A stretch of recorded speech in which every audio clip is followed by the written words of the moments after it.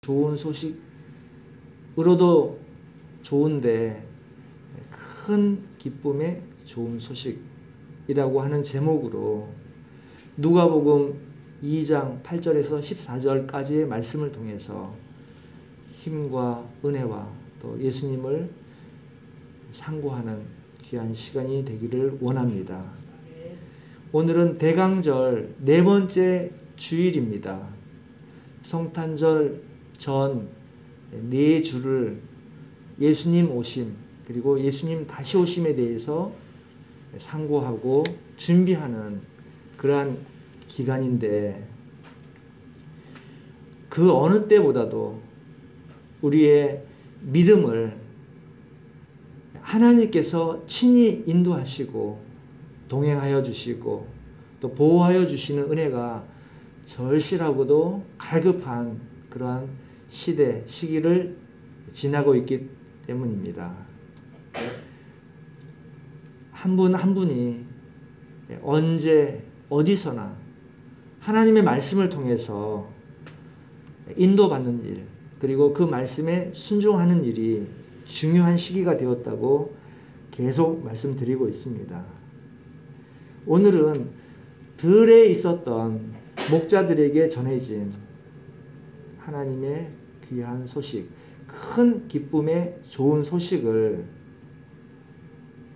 함께 상고하는 시간, 또 은혜를 얻는 시간, 힘이 되는 시간 되기를 원합니다.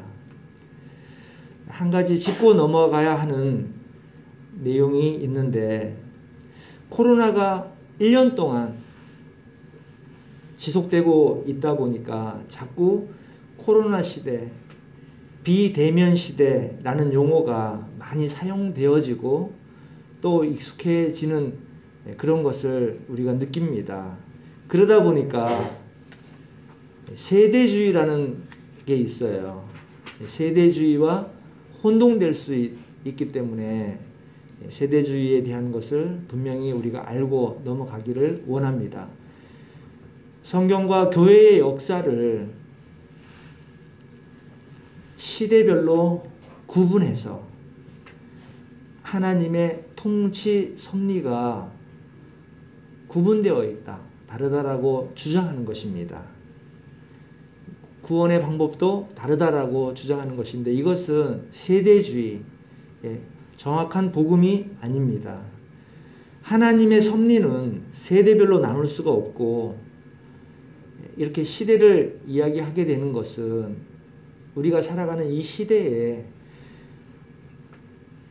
시대를 잘 알고 하나님의 말씀을 통해서 깨어 있어야 한다는 뜻으로 말씀을 전하는 것입니다. 우리가 전철이나 또 기차를 타고 우리의 목적지를 갈 때에 마음속에 어디쯤 가고 있다라는 생각을 가지고 있잖아요. 옆 사람과 대화를 하더라도 어디쯤 가고 있는지 염두에 두고 가고 있고, 또 눈을 감고 조금 졸음이 와도 어느샌가 목적지에 와 닿으면 자연스럽게 눈이 떠지는 그런 경험을 많이 하게 됩니다. 깨어있기 때문에 그렇게 될 수가 있는 것처럼 이 시대를 사는 우리 그리스도인들에게도 지금이 그러한 때인 것입니다. 세상 속에서 환난과 고난과 혼돈 속에서도 하나님의 말씀을 통해서 우리가 깨어 있기를 원합니다. 하루를 살아갈 때 지금 시간이 몇 시쯤 되었나라는 것을 또 염두에 두고 하루를 지내지 않습니까? 아침에 기상하는 시간, 아침, 점심, 저녁, 또 식사 시간, 또 취침 시간, 사람마다 환경과 여건은 조금씩 다르지만 큰 틀에서 보면 동일한 하루를 지내는 큰 섭리, 하나님께서 이렇게 준비해 놓으신 그 일정 안에서 우리가 살아가는 것을 우리는 늘 체험을 합니다. 한 해를 생각을 해봐도 한 해의 시작이 있고 한 해의 끝이 있고, 또 반기, 또 4등분을 하면은 분기가 되죠. 그리고 농사 짓는 사람들은 또 계절별로 봄, 여름, 가을, 겨울, 또 씨앗을 심을 때, 또 농작물을 거둘 때, 하나님께서 우리를 지으실 때에 세상 안에서 크게 정하신 뜻을 우리가 알고 그 하나님의 뜻에 따라서 살아가는 것이 하나님께서 기뻐하시는 일이요, 또 우리가 하나님이 원하시는 열매를 맺게 하시는 하나님의 인도하신 것이라고 믿습니다. 하나님의 시간표는 이렇게 우리가 늘 의식을 하고 있어야 하겠다라는 그러한 말씀인 것입니다. 시간에 대해서는 크로노스와 또 카이로스라고 하는 개념이 있는데 헬라어 개념입니다. 크로노스는 단순하게 시간이 알려주는, 시계가 알려주는 시간, 시계가 알려주는 시간, 그냥 이렇게 흘러가는 시간이고, 카이로스는 하나님의 때에 맞춰서 의미 있는 시간이 되는 것입니다. 우리가 하나님의 시간을 알아서 우리의 행함을 통해서 하나님께 의미가 되는, 하나님께서 세상을 다스리는 시간, 무의미하게 흘러가는 시간 속에서 의미를 찾아 하나님의 열매가 되도록 해나가는 그러한 시간인 것입니다. 이 시간에 예수님께서 이 땅에 오신 후 주후, 그러니까 예수님이 이 땅에 오신 후 주후라 그러죠. 2020년입니다. 이제 마무리되는 시기고, 그리고 대강절 4번째 주일, 오늘이죠. 믿음 안에서 이 귀한 시간에 예수님의 탄생과 아울러서 또 그 끝날에 다시 오실 예수님에 대해서 상고하시고 또 준비하는 귀한 시간 되시기를 주님의 이름으로 축원드립니다. 본문을 살펴보겠습니다. 첫 번째로 큰 기쁨의 좋은 소식이 임하는 곳을 살펴봅니다. 8절입니다. 그 지경에 목자들이 밖에서 밤에 자기 양떼를 지키더니, 목자들에게 좋은 소식이 임했는데 그 좋은 소식이 임한 곳을 살펴보니까 그 지경, 그 지역은 베들레헴 지역이에요. 베들레헴 지역, 다윗의 동네, 다윗이 난 동네. 나사렛에서 호적을 하기 위해서 아래로, 예루살렘 근처 아래로 이렇게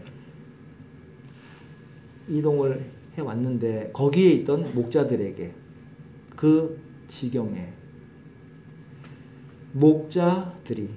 목자들인데, 이 목자는 양을 치는 사람들이잖아요. 양. 자기 양을 치는 것보다는 주인의 양을 치는 사람들, 지키는 사람들이에요. 또 밖에서, 목자들이 밖에 한데, 따뜻하고 안정된 데가 아니라 바람 불고 비와 눈이 오면은 맞는 그런 데, 밖에 한데, 들에,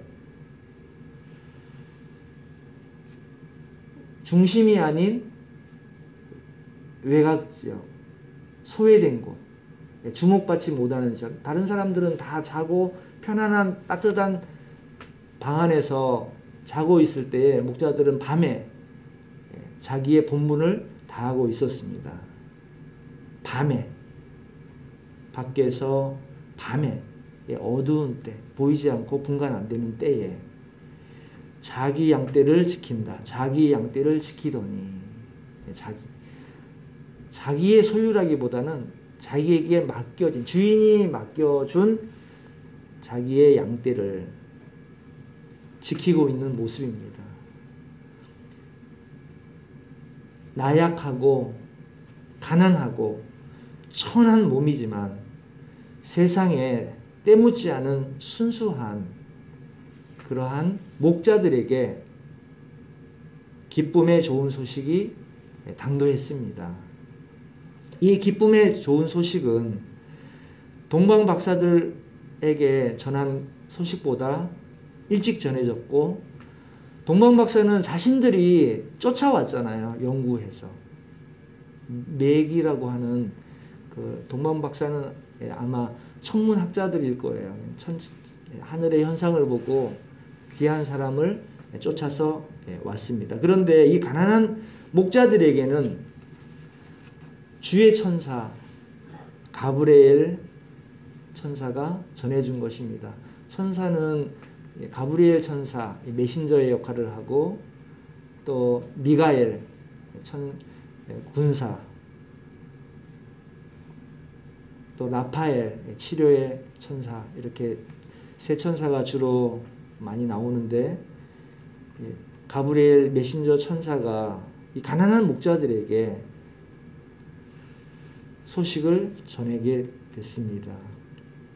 예수님 탄생 때 제일 먼저 알렸다는 것입니다. 이 소식이 세상 왕궁이나 또 예루살렘 성전에 임한 것이 아니라 가난한 곳에 바깥에서 맡은 본분을 다하고 있는 가난한 자들에게 소식이 전해졌다는 것, 이것이 하나님의 귀한 은밀한 은혜가 되는 것입니다.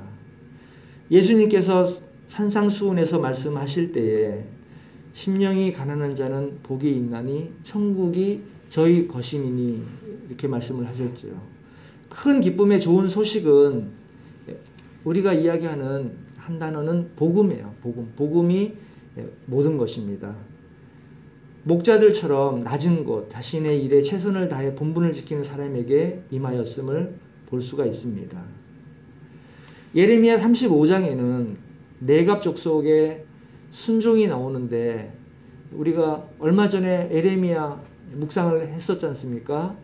그때 이 레갑 족속은 거슬러 올라가면 모세의 장인 이드로가 겐 족속인데, 이 겐 족속의 후손이 레갑 족속입니다. 레갑 족속은 순종과 또 유대인들이 포로로 잡혀갈 때도 너무나 가난한 사람들이기 때문에 잡혀가지 않고 그대로 놔준 사람들이에요. 열왕기 하 24장에 보면 유대왕 여호야긴 때 바빌론이 모두 포로로 잡혀갈 때 빈천한 자 외에는 그 땅에 남은 자가 없었더라라고 말씀이 있어요. 여기에 빈천한 자는 곧 목동인 레갑 자손도 포함이 됩니다. 말씀을 순종한 자들이 남아있는 것을 볼 수 있게 됩니다. 목자들처럼 외진 곳, 소외된 곳에서 맡겨진 본분을 다하는 하나님의 청지기, 즉 믿음의 사람들의 하나님의 자녀들, 예수님의 제자들, 오늘 이 말씀을 듣는 우리들에게 큰 기쁨의 좋은 소식이 되시기를 주님의 이름으로 축원드립니다. 두 번째로는 기쁨의 좋은 소식은 천사가 전해준 구주의 나심입니다. 구주 예수 그리스도께서 탄생하셨다라는 소식입니다. 이 기쁨의 좋은 소식은 10절에서 보라 내가 온 백성에게 미칠 큰 기쁨의 좋은 소식을 너희에게 전하노라. 큰 기쁨의 좋은 소식을 전하노라. 우리가 전함을 받았습니다. 오늘의 말씀의 제목이기도 합니다. 큰 기쁨의 좋은 소식. 두려움 가운데에 천사가 전해준 소식은 세상에 구주가 나심, 구주가 세상에 임하셨다, 현현하셨다라는 것입니다. 하나님이 세상을 이처럼 사랑하사 독생자를 주셨으니 이는 저를 믿는 자마다 멸망치 않고 영생을 얻게 하려 하심이라. 요한복음 3장 16절의 말씀. 이 말씀이 우리에게 들림으로써 이 땅에 오심으로써 성육신 하심으로써 우리에게 임했다라는 것, 우리의 구원이 임했다라는 사실이 우리에게 좋은 소식인 것입니다. 11절을 계속해서 봅니다. 오늘날 다윗의 동네에 너희를 위하여 구주가 나셨으니 곧 그리스도 주시니라. 전해주신 천사를 통해서 전해준 말씀입니다. 우리는 이미 구주를 깨닫고 믿게 된 그리스도인들입니다. 이미 기쁨의 소식, 좋은 소식을 받은 자, 소유한 자입니다. 그렇기 때문에 우리는 그 기쁨의 좋은 소식을 우리의 이 땅 가운데에서 누리는 자인 것입니다. 힘을 얻어 승리할 수 있는 사람들인 것입니다. 그러므로 이 좋은 소식을 또 전해야 되는 의무도 가지고 있는 사람들인 것이죠.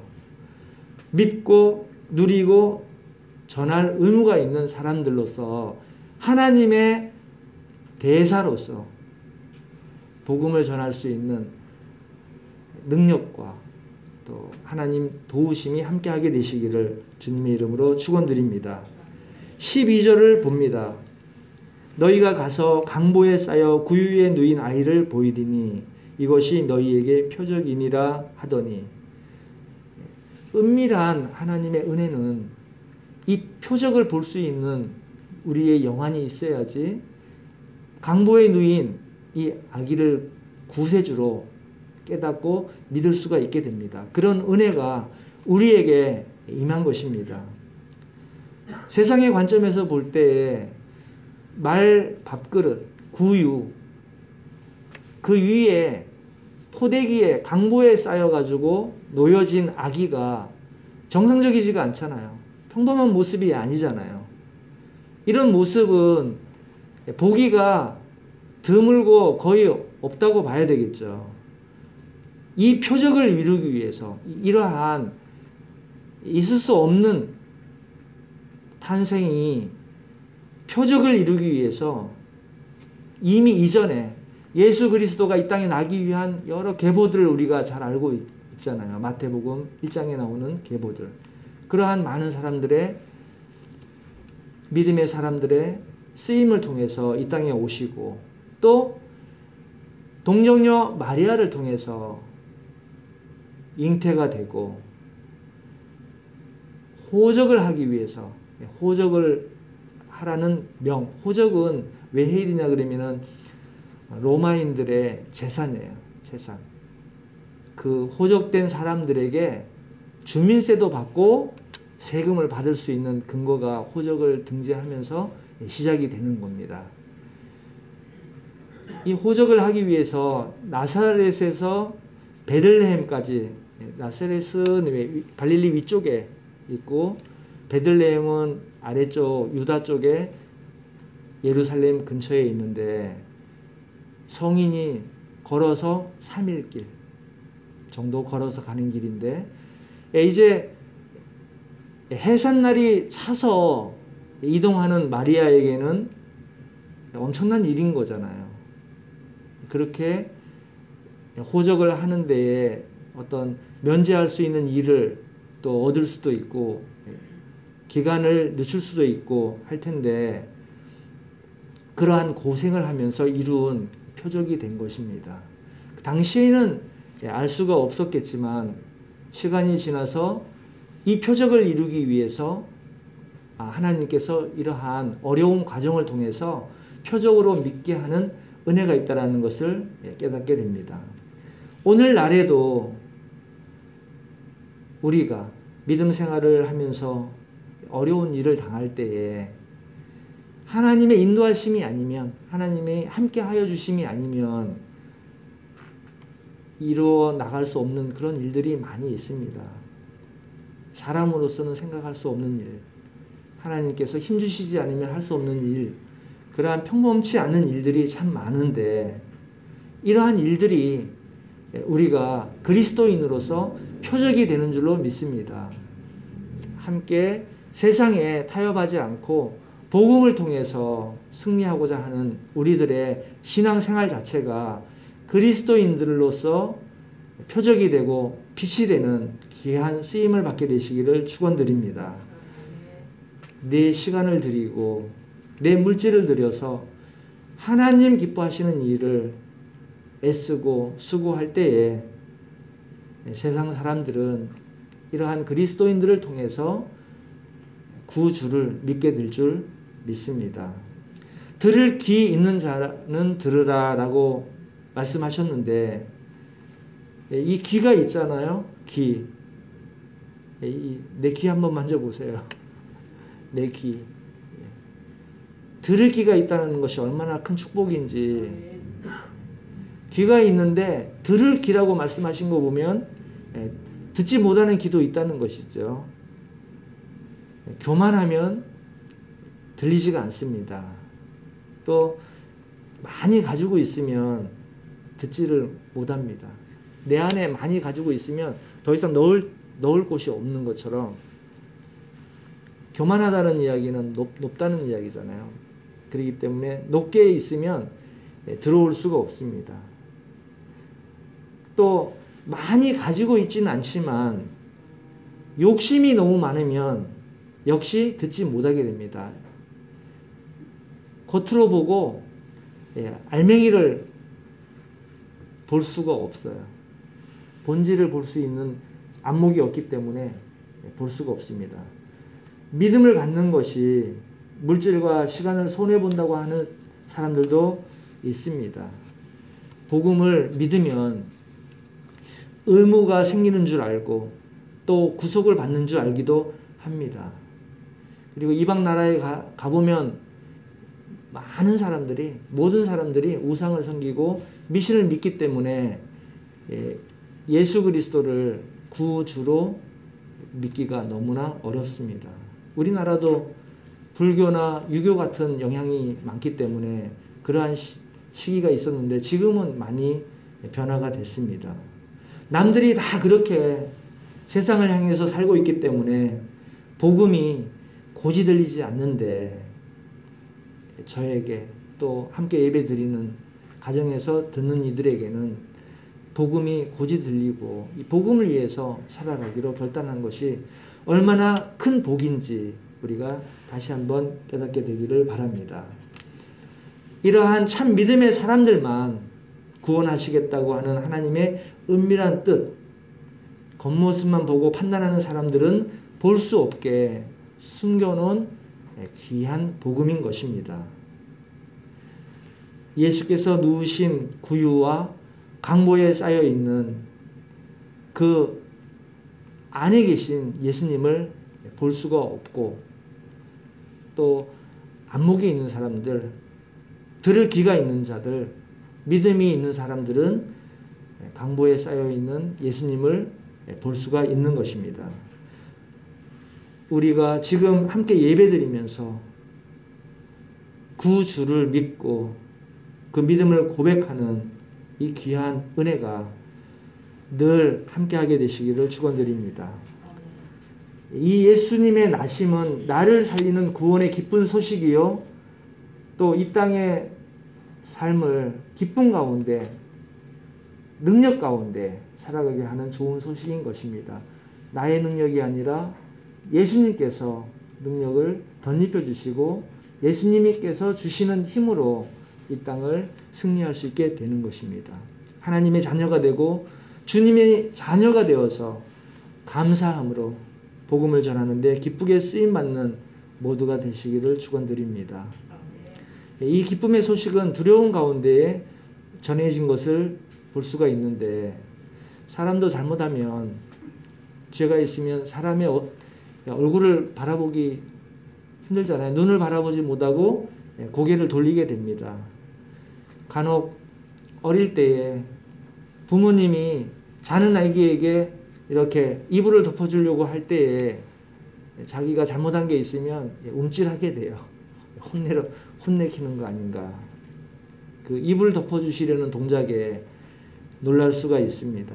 창세기 3장 8절에도 아담이 하나님의 낯을 피하는 모습이 보이고, 또 4장 7절에 아벨을 죽인 가인이 하나님께 낯을 들지 못하는 모습이 나오는데, 다 이렇게 두려워서 낯을 바라볼 수 없는 것이죠. 우리도 신앙생활 하는 중에 이렇게 하나님께 걸림이 생길 때 기도가 막히고 관계가 막히는 일이 생길 수가 있습니다. 그런 일이 없기를 바랍니다.